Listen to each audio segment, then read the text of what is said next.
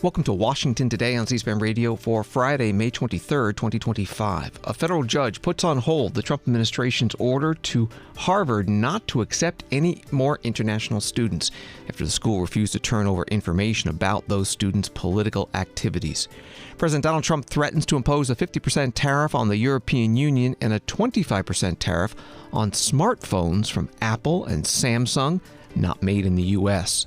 The president signs executive orders to promote nuclear energy. Vice President JD Vance tells the graduates of the US Naval Academy the administration has reversed course in U.S. foreign policy, and there will be no more undefined missions and no more open-ended conflicts. United Nations Secretary General Antonio Gutteres speaks about the humanitarian situation in Gaza, saying that Israel is allowing only a teaspoon of aid to enter when a flood of assistance is required. The U.S. Democratic National Committee considers ousting Vice Chair David Hogg, but not for his stated goal of challenging some Democratic incumbents in primaries. And we'll get words of wisdom from two more commencement addresses in Maryland: Senator Angela Alsobrooks at Bowie State University and Kermit the Frog at the University of Maryland, College Park. From Associated Press, a federal judge on Friday blocked the Trump administration from cutting off Harvard's enrollment of foreign students, an action the Ivy League school decries as unconstitutional retaliation for defying the White House's political demands. In a lawsuit filed earlier Friday in federal court in Boston, Harvard said the government's action violates the First Amendment and will have an immediate and devastating effect for Harvard and more than 7,000 visa holders. The Department of Homeland Security announced the action Thursday, accusing Harvard of creating an unsafe campus environment by allowing anti-American, pro-terrorist agitators to assault Jewish students on campus. It also accused Harvard of coordinating with the Chinese Communist Party, contending the school had hosted and trained members of a Chinese paramilitary group as recently as 2024. That was from Associated Press. President Donald Trump was asked about this today in the White House Oval Office. Are you considering stopping other universities besides Harvard from accepting foreign students? Well, we're taking a look at a lot of things, and as you know, billions of dollars has been paid to Harvard. How ridiculous is that? Billions. And they have $52 billion as an endowment. They have $52 billion. And this country is paying billions and billions of dollars and then gives student loans and they have to pay back the loans. So Harvard's going to have to change its ways. So are some others. On that note, a lot of CEOs in the United States, big companies, are foreign. What is that going to do? I'm fine with it. No, I'm fine with it. No, we want to do that. We're actually going to be doing something in the near future that's going to make it possible for people to come into this country and come in and, have a road toward citizenship. And I think it'll be very exciting, but it's too soon to speak. Why do you not want the best and brightest from around the world to come to Harvard? I do, but a lot of the people need remedial math. Did you see that? Where the students can't add 2 and 2 and they go to Harvard. They want remedial math, and they're going to teach remedial math at Harvard. No, wait a minute. So why would they get in? How can somebody that can't add or has very basic skills, how do they get into Harvard? Why are they there? And then you see those same people picketing and screaming at the United States and screaming at, they're anti-Semitic or they're something. We don't want troublemakers here. But how do people that can't, when Harvard comes out with a statement that they're going to teach some of their students remedial math, that's basic math, that's not the deal. President Donald Trump in the White House Oval Office answering reporters' questions. Congressman Glenn Ivey, Democrat of Maryland, spoke about the administration's attempts to impose a ban on international students at Harvard. He was on MSNBC today. I think it's clearly unconstitutional. I think it's clearly retaliatory. This is sort of step 2 in the Trump administration's effort to force Harvard to bend the knee in some way or another. And the argument this is about, protecting Jewish students on campus, I think is belied by the expansive attack that they're taking, sort of preventing any of these international students from attending Harvard would address the concern that they're saying is motivating their actions. And Secretary Noem's statement, I think, clearly circumvents any sort of argument that, or undermines any kind of argument that there's some sort of rational basis for this. other than retaliatory action. So it's a significant economic impact for Harvard, since a quarter of the students are international students, and many of them pay, so to speak, full load to go. So I think the effort to get a temporary restraining order will be significant. And apparently graduation's right around the corner. So forcing these students to leave so they can't attend their own graduations, I think is ridiculous. It just doesn't make any sense. It sounds cruel, and there are broader impacts. Other countries would gladly welcome these students and their brain power and their talent. We're already seeing outreach from Hong Kong's University of Technology and Science, for example, saying that the university will provide unconditional offers, streamlined admission procedures, and academic support to facilitate a seamless transition for interested students. Does that offer show just how valuable these students are and the potential loss for the U.S.? I think so. And this connects up with other things that the Trump administration has done to essentially force talent out of the United States and potentially science and tech talent at a time when we need it here the most. I mean, we're competing with China, especially with respect to major issues like developments of AI, quantum computing, cybersecurity, all of that. You know, a lot of the talent that comes into the United States focuses on science and technology, innovation and research. Forcing them out of the country makes no sense. And it also undermines the soft power that we have as generally speaking as the United States, but Harvard in particular has had decades of international students coming here, getting an education, going back to their countries and establishing relationships that are useful to the United States in foreign policy and international trade and the like. Congressman Glenn Ivey, Democrat from Maryland, on MSNBC today. The Trump administration announced Thursday it would prevent Harvard University from enrolling international students. Today, Harvard sued, and then a federal judge put the ban on hold while the case proceeds. More from the Associated Press article. Harvard's lawsuit said the administration violated the government's own regulations for withdrawing the school's certification. The government can and does remove colleges from the Student Exchange and Visitor Program, making them ineligible to host foreign students on their campus. However, it's usually for administrative reasons outlined in law, such as failing to maintain accreditation, lacking proper facilities for classes, or failing to employ qualified professional personnel. The lawsuit is separate from the university's earlier one, challenging more than $2 billion in federal cuts imposed by the Republican administration. That was from the Associated Press. Article from Reuters. U.S. President Donald Trump threatened on Friday to ratchet up his trade war once again, pushing for a 50% tariff on European Union goods starting June 1st, and warning he may slap a 25% levy on all iPhones bought by U.S. consumers. The twin threats, delivered via social media, roiled global markets after weeks of de-escalation had provided some reprieve. That was the article from Reuters. The president was asked about his social media posts in the White House Oval Office. Mr. President, what about the European Union? You said that negotiations are going nowhere. Where are the kind of points where they're slow moving? I've been saying to everybody, they've treated us very badly over the years. It was formed in order to hurt the United States, in order to take advantage of the United States, and they've done that. We have a big deficit with them. They sell millions and millions of cars, as you know, Mercedes and BMW and Volkswagen and many others, and we were restricted from selling cars into the European Union, which is not nice. And I just said it's time that we play the game the way I know how to play the game. You know, they've taken advantage of other people representing this country, and they're not going to do that any longer. Yeah. Mr. President, you are a deal maker. What are you hoping to achieve with a 50% tariffs on the? Well, I think this is there is no tariff, because what they'll do is they'll send their companies into the U.S. and build their plant. You know, we have, I guess, over $12 trillion practically committed. You look at other presidents; they haven't had $1 trillion for a year, for 2 years, for 3 years. We have numbers. Nobody's ever seen numbers like we have. And if they build their plant here, then they have no tariff at all. Are you looking for a deal in 9 days? Will you be able to do that, sir? I'm not looking for a deal. I mean, we've set the deal. It's at 50%. But again, there is no tariff if they build their plant here. Now, if somebody comes in and wants to build a plant here, I can talk to them about a little bit of a delay. But, while they're building their plant, which is something I think that would be appropriate, maybe, we'll determine that. Is there anything they can do, sir? Is there anything the EU can do? I don't know. We're going to see what happens. But right now it's going on June 1st. And that's the way it is. No, they haven't treated us properly. They haven't treated our country properly.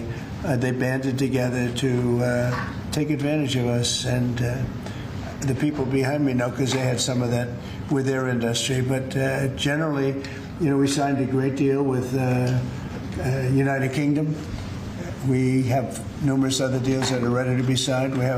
We've signed a deal with China. We have some really amazing deals. But the European Union, the sole purpose was really not to hurt us, but to take advantage of us. And we're not going to be taking advantage. Mr. President, on Apple, you said this morning that if they don't make their iPhones in the U.S., you're going to hit them with a 25% tariff. Right. Do you have the power to tariff one single company? And why would you want to hurt an American company in that way? It would be more. It would be also Samsung and anybody that makes that product. Otherwise, it wouldn't be fair. So anybody that makes that product, and that'll start on, I guess, the end of June. It'll come out. I think we have that appropriately done by the end of June. So if they make that product. Now, again, when they build their plant here, there's no tariff. So they're going to be building plants here. But I had an understanding with him that he wouldn't be doing this. He said he's going to India to build plants. I said, that's okay to go to India, but you're not going to sell into here without tariffs. And that's the way it is. President Donald Trump in the White House Oval Office. Austin Goolsbee, president of the Federal Reserve Bank of Chicago, was on CNBC today. Two tariff announcements from the president, one that appears to be directed at Apple, another 50% tariffs on the EU. And I'm just wondering how you as a policymaker react to this kind of changing environment when it comes to big economic declarations from the White House. Well, we had the big Fed Listens event last week at the Chicago Fed, and a whole bunch of folks from the district came in to talk about the economy. And the two common themes were, number one, they hate inflation, and number two, they want some consistency. The CEO of a construction company said for them, we're now in a put your pencils down moment where they just have to wait if every week or every month or every day there's going to be a new major announcement. They just can't take action until some of those things are resolved. So it's not surprising that's the environment that we have been in, but it does just heighten the amount of, it's more than uncertainty, it's the non-consistency that for bigger decisions, the businesses are saying that they need to have some idea that it's going to be a constant that they can count on when making the investments. Austin Goolsbee, president of the Federal Reserve Bank of Chicago, on CNBC. He was also asked what the president's latest posts on tariffs mean for the Fed's decisions on interest rates. What does it mean for policy for you when it comes to, am I willing to cut? Am I willing to hike? Do I need to stay the same? How do you put all of this into the hopper and come up with essentially what is a binary decision for you? If they did it's sort of two parts. In the short run, we got to just wait for the dust to come out of the air. If you throw a lot of dust in the air, everything's always on the table, but I feel like the bar for me is a little higher for action in any direction while we're waiting to get some clarity. And then over the longer run, if they're putting in place tariffs that have a stagflationary impact, which is to say they slow down output by raising the cost of production while also raising prices, then that's the central bank's worst situation. That is a stagflationary where both sides of the legal mandate get worse at the same time. So I think we'll have to see how big the impacts on prices are. I know people hate inflation, and they've expressed that many times. Austin Goolsbee, president of the Federal Reserve Bank of Chicago, on CNBC. Another CNBC article, the U.S. Justice Department said Friday that it had reached a deal with Boeing to avoid prosecution over 2 crashes of the plane maker's 737 MAX that killed 346 people. The so-called non-prosecution agreement would allow Boeing, a major military contractor and top U.S. exporter, to avoid being labeled a felon. The decision means Boeing won't face trial as scheduled next month. The Justice Department met with crash victims' family members last week to discuss the potential deal. CNBC. On Wall Street today, the Dow down 256, NASDAQ down 188, S&P down 39. Fox Business reports gas prices heading into the Memorial Day weekend hit a 4-year low as millions of Americans prepare to hit the road. When adjusting for inflation, the average U.S. retail gasoline prices going into Memorial Day weekend are 14% lower than last year, in large part because of falling crude oil prices, according to the U.S. Energy Information Administration. From Fox Business.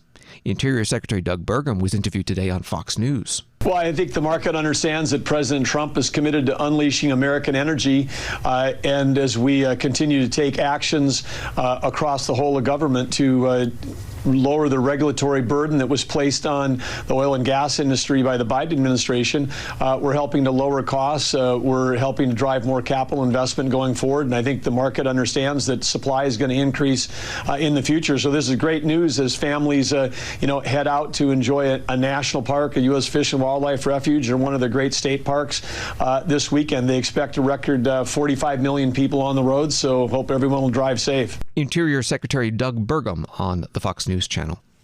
AAA predicts a record 45.1 million Americans will travel at least 50 miles from home during this 4-day holiday weekend, 39.4 million by car.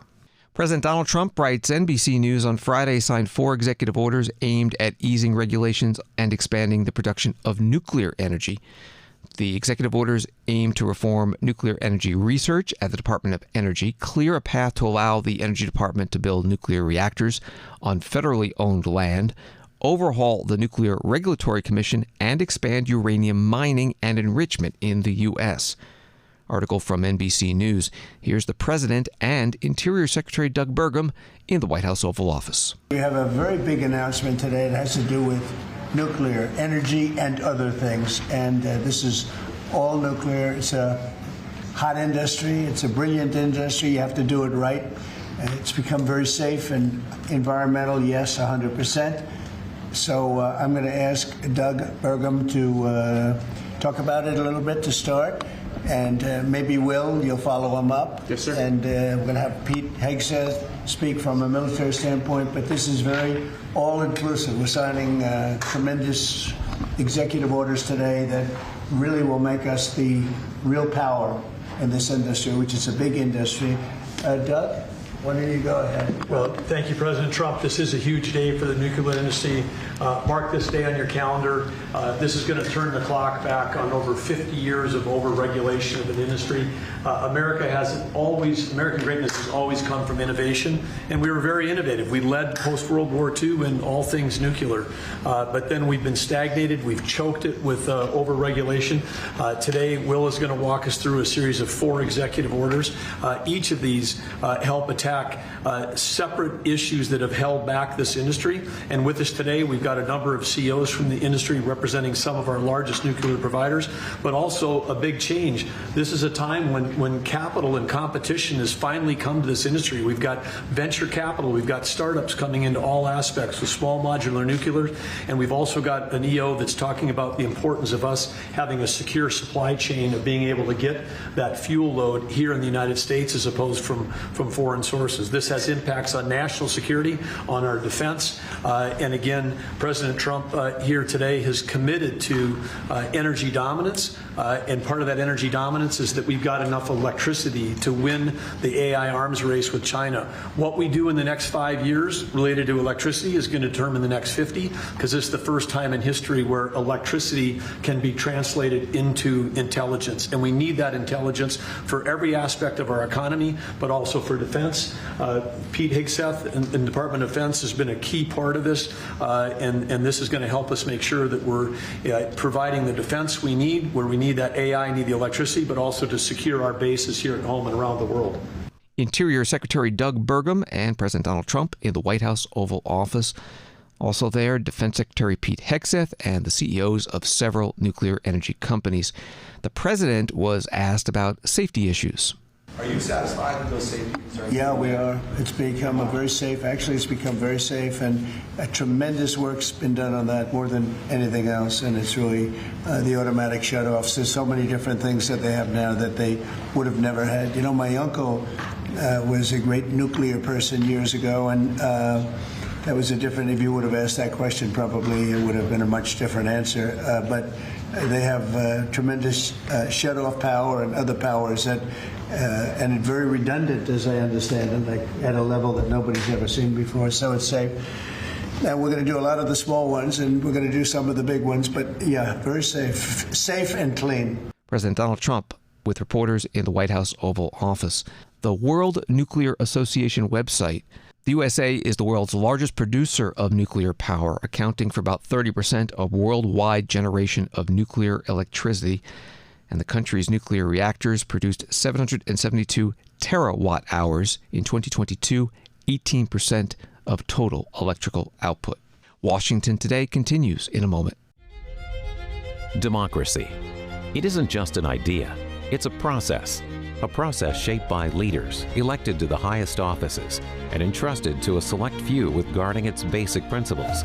It's where debates unfold, decisions are made, and the nation's course is charted. Democracy in real time. This is your government at work. This is C-SPAN, giving you your democracy unfiltered.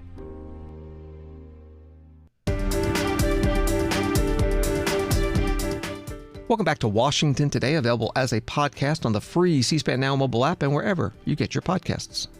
From the Baltimore Banner, Vice President JD Vance, addressing the Naval Academy's class of 2025 on Friday, advised the newest crop of Navy and Marine Corps officers that they were entering a changing military.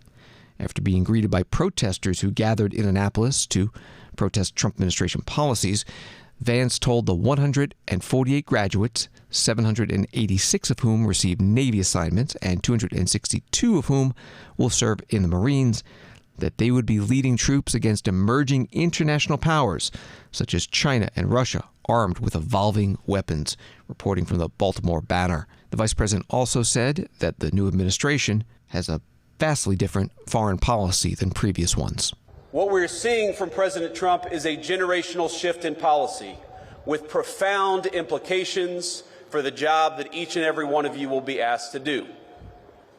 Now, following the collapse of the Soviet Union, our policymakers assumed that American primacy on the world stage was guaranteed. For a brief time, we were a superpower without any peer, nor did we believe any foreign nation could possibly rise to compete with the United States of America.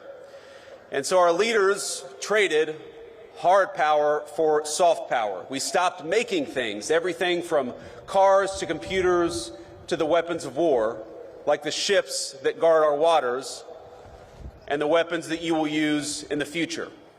Why did we do that? Well, too many of us believed that economic integration would naturally lead to peace by making countries like the People's Republic of China more like the United States. Over time, we were told the world would converge toward a uniform set of bland, secular, universal ideals, regardless of culture or country. And those that didn't want to converge, well, our policymakers would make it their goal to force them by any means necessary. So instead of devoting our energies to responding to the rise of near-peer competitors like China, our leaders pursued what they assumed would be easy jobs for the world's preeminent superpower. How hard could it be to build a few democracies in the Middle East? Well, almost impossibly hard, it turns out, and unbelievably costly. And it wasn't our politicians who bore the consequences of such a profound miscalculation. It was the American people to the tune of trillions of dollars, but more than anyone, it was born by the people who were in your shoes just a few short years ago, by our service members and their families. The tens of thousands of warfighters who sacrificed precious time, energy, and in some cases their very lives in the line of duty. They are the ones who bore the costs of past failure. Our leaders abandoned clearly stated strategic goals for lofty, often incoherent abstractions. This is how, for example, we wound up chasing a $230 million pier in Gaza that worked for a grand total of 20 days while injuring over 60 American service members in the construction and maintenance of that pier. Our government took its eye off the ball of great power competition and preparing to take on a peer adversary, and instead we devoted ourselves to sprawling, amorphous tasks like searching for new terrorists to take out while building up faraway regimes. Now, I want to be clear. The Trump administration has reversed course. No more undefined missions. No more open-ended conflicts. We're returning to a strategy grounded in realism and protecting our core national interests. Vice President JD Vance giving the commencement address to the US Naval Academy in Annapolis, Maryland. President Donald Trump will be speaking to the US Military Academy at West Point, New York, tomorrow, Saturday, 10 a.m. Eastern. You can listen and watch it live on C-SPAN television and the free C-SPAN Now mobile app. An article from Reuters: Israeli airstrikes killed at least 6 Palestinians guarding aid trucks against looters, Hamas officials said on Friday, as the head of the United Nations warned that only a teaspoon of aid was getting in following Israel's 11-week-long blockade. The Israeli military said 107 trucks carrying flour and other foodstuffs, as well as medical supplies, entered the Gaza Strip from the Kerem Shalom crossing point on Thursday for a total of 305 since Monday, when the blockade was relaxed. UN Secretary General Antonio Gutteres spoke to the media at the UN in New York City. Finally, a trickle of aid has crossed over. In recent days, almost 400 trucks were cleared for entry to Gaza through the Kerem Shalom crossing. But supplies from only 115 trucks have been able to be collected, and nothing has reached the besieged north. We are working around the clock to get whatever aid we can to people in need. And we managed to distribute some wheat, flour, baby food, nutrition supplements, and medicines. At long last, a few bakeries in South and Central Gaza are operating. But let us not forget that we are operating in the middle of a military operation.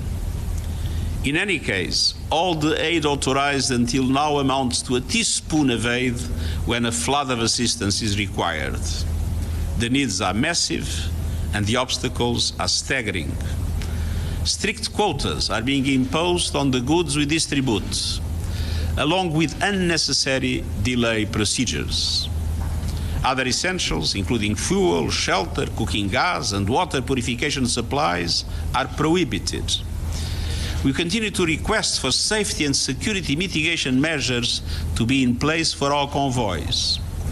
Our staff life is at risk if we continue to be prevented from distributing food parcels and wheat flour directly to people in desperate need. Without those, and in the absence of the rule of law and the desperate population after months of blockade and totally insufficient supply entering, the risk of security incidents and looting remains high. Meanwhile, the Israeli military offensive is intensifying with atrocious levels of death and destruction. Today, 80% of Gaza has been either designated an Israeli militarized zone or an area where people have been ordered to leave. UN Secretary General Antonio Gutteres at the UN in New York City. Israeli Prime Minister Benjamin Netanyahu spoke about aid to Gaza as part of the video posted Thursday in response to the deadly shooting of 2 Israeli embassy staff members in Washington, D.C. the day before. Since October 7th, Israel has sent 92,000 aid trucks into Gaza. That's right, 92,000 aid trucks. That includes 1.8 million tons of aid. 1.8 million tons of aid. More than enough food to feed everyone in Gaza. Yet as we had let the aid come in, Hamas stole it. They took a huge chunk for themselves. The rest they sold at exorbitant prices to the Palestinian population. And then they used the money they stole to recruit new terrorists to continue their war against Israel. Our goal from the start was to get food to Palestinian civilians, not to Palestinian terrorists. So we consulted with our American allies. What do we do to prevent Hamas from looting the aid? Well, together we devised a mechanism to achieve this goal. American companies will distribute the food directly to Palestinian families. They'll do so in safe zones secured by our military. And this will allow us to complete our goal of destroying Hamas while enabling aid to reach the civilian population. We'll complete the construction of the first distribution zones in the coming days. Ultimately, we intend to have large safe zones in the south of Gaza, and the Palestinian population will move there for their own safety while we conduct combat in other zones and receive humanitarian aid there without Hamas interference. In the meantime, we authorized letting trucks enter Gaza to provide for immediate needs. Yesterday, I think more than 100 trucks went in. More will come in today.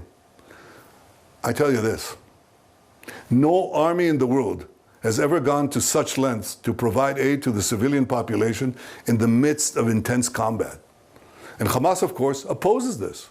It shoots Palestinian civilians who want to leave for safe zones, and it shoots Palestinian civilians who want to prevent Hamas terrorists from looting the aid trucks intended for them.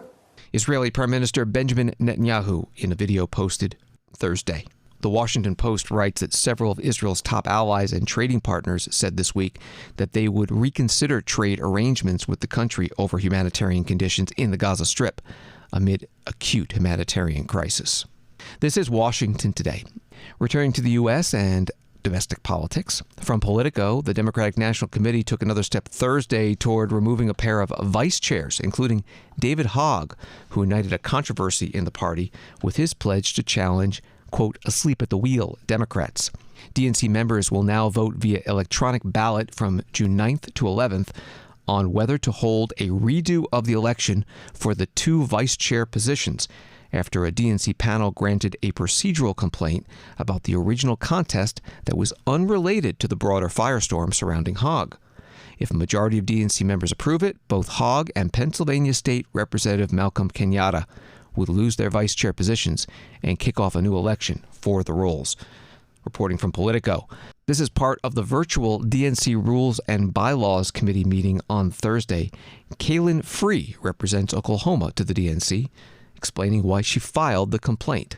This is not the first time I've found myself standing alone, fighting for justice and the rule of law. This challenge was never about me. I brought this challenge for every man, woman, non-binary person, and person of color that comes after me and wants to serve as an officer of our party. I brought this challenge to make sure that every voting member of the DNC, each of you, has your voice heard in the election of our officers. I appreciate the exhaustive work of the Credentials Committee in recommending the DNC hold a new election for the two vice chair positions. I have deep respect for Representative Kenyatta and Mr. Hogg and their passion for working to build a better America through the Democratic Party. However, through no fault of their own, these two men were allowed to compete for double the number of votes than the three women, making it mathematically impossible for a woman to win, which violated our charter, our rules, and election procedures. Math is math. 415 DNC members were deprived of your right to determine who would hold the last vice chair position, a man or a woman. Had I not pursued this challenge, no one was going to raise this or correct this, and I certainly take no joy in standing alone in doing this. Kaylin Free, speaking to a DNC virtual meeting on Thursday. One of the vice chairs whose elections could be redone is David Hogg. He spoke as well. First of all, I want to start out by expressing my deep respect for Kaylin and the work that they've done for decades to help move this country forward. I want to say that if we proceed, if we proceed with voiding and redoing this election, we risk sending a message that undermines the confidence that we work so hard to build, not just within our own party, but within the public. The signal that we send them matters. And in this case, it would be that Democrats can't run an election. That is not a message that any of us want to send, especially right now. On top of that, I would say that this has become a massive distraction. And the idea that we are doing this that we're going to void this election and then do an electronic or mail one as soon as possible only adds to the absurdity of this. Especially considering the DNC rarely ever holds electronic or mail-in votes. It's really historically only been done during COVID when people couldn't meet at all, and when all the members had to, the delegates had to nominate Vice President Kamala Harris after President Biden decided not to run for re-election. DNC Vice Chair David Hogg at Thursday's virtual meeting of the DNC Rules and Bylaws Committee. DNC members will be voting in a couple of weeks on whether to redo the elections for his spot and for Vice Chair Malcolm Kenyatta. Again, from the Politico article, last month, Hogg announced Leaders We Deserve, the group he co-founded, planned to target, quote, ineffective Democratic incumbents with $20 million in spending. In response, DNC Chair Ken Martin proposed a change to the party's bylaws to mandate that DNC officers remain neutral in all primaries. The DNC is expected to vote on the measure at its August meeting. And as we finish Washington today, 2 more commencement speakers, both at Maryland campuses. U.S. Senator Angela Alsobrooks at Bowie State University and Kermit the Frog at the University of Maryland College Park. First, Senator Alsobrooks, who throughout the speech spoke about lessons from the life and struggles of Nelson Mandela, the anti-apartheid activist and politician in South Africa.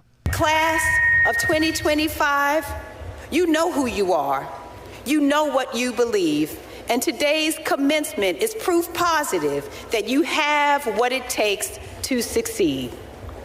Now, you might look around at the current state of the world and wonder if I know at all what I'm talking about. Because it seems like all the good things are happening for the absolute worst people. It looks as if the cruelest and most selfish characters are getting the furthest ahead. My response to that is just live a little longer. Hold on for a little while. The callous and self-centered personalities may seem popular, but trust me, they will not be forever. And even in his letters to his adversaries, detailing his unwavering demands for justice, Mandela remained dignified. The fire in him burned, but it didn't turn him bitter or spiteful.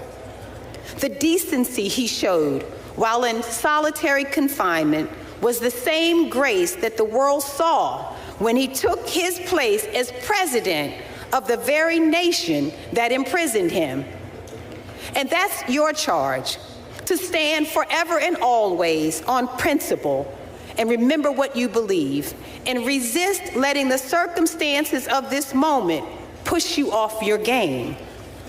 Know that the moral universe, the moral arc of the universe is long, but it bends toward justice. And the truth is that it can't move toward justice without you. The world needs justice, and it looks to you to demand it. The world needs peace, and it looks to you to spread it. The world needs hope, and it will look to you to build it. The world needs prosperity, and it will look to you to create it. The world needs equity, and we're going to look to you to fight for it. And the world needs love, and we're going to look to you to give it. Senator Angela Alsobrooks, Democrat of Maryland, giving the commencement address today at Bowie State University in Bowie, Maryland. Thursday night at the University of Maryland College Park, Kermit the Frog gave the commencement speech.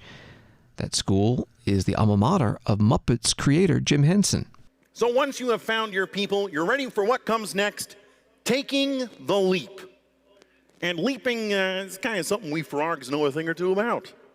And judging by the number of you who've left him to McKeldin Fountain at 2 o'clock in the morning, so do you. So do you. Yeah. When I was just a little bit younger than all of you, I used to have a fun in the swamp playing leapfrog.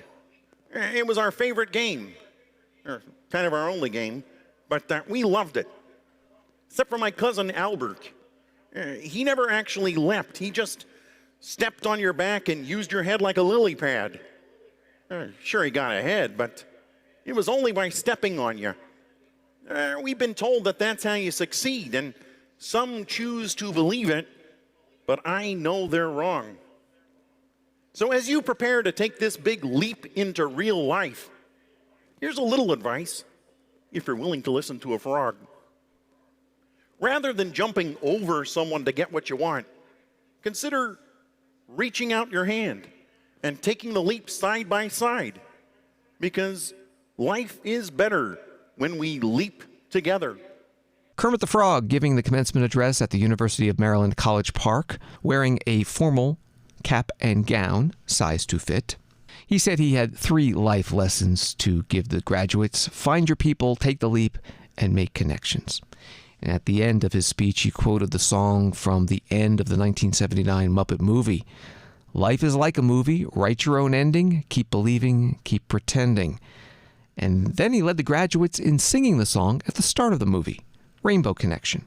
Someday we'll find it, the Rainbow Connection, the lovers, the dreamers, and me. Thank you. Thank you, University of Maryland. Thank you for having me. And congratulations to the class of 2025. Yay!